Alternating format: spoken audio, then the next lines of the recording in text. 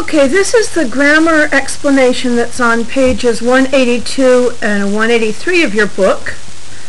Make it big here.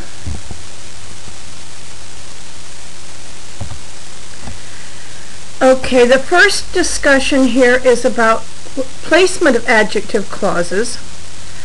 They go after the noun or the pronoun that they modify.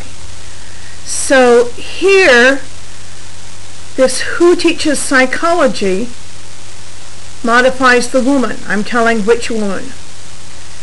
And discusses her work is modifying this everything.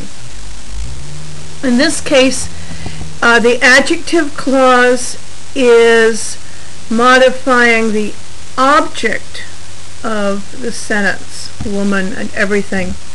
Also, notice that these are identifying adjective clauses and there are no commas.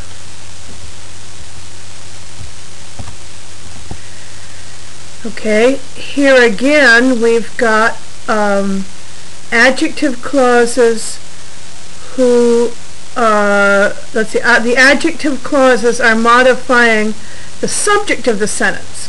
So we've got the woman who teaches psychology. That's modifying the subject of the sentence. And here's the rest of the sentence is also a writer.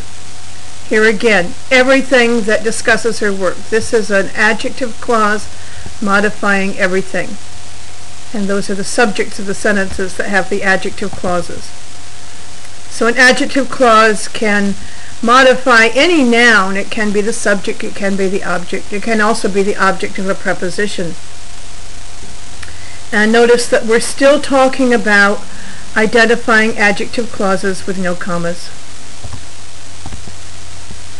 Okay, this is about relative pronouns. Okay, in an identifying adjective clause with no commas, you see, if it's a person, if I'm modifying a person, I can use who, or I can use that. If I'm modifying a thing, I can use which, or I can use that. And notice that it doesn't make any difference whether you're modifying a plural or a singular noun. You use the same relative pronouns.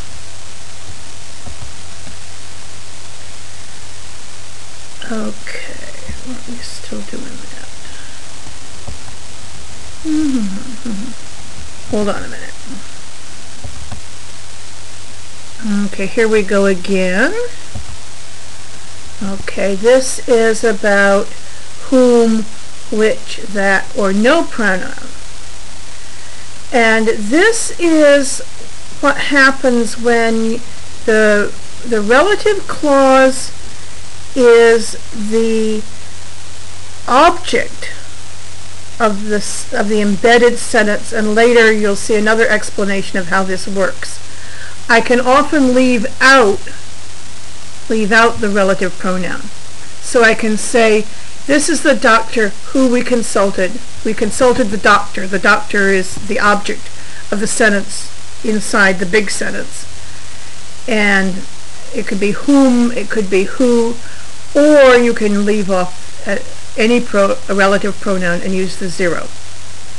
And with things you can use which or that, or zero means no pronoun at all. This is the test he gave us.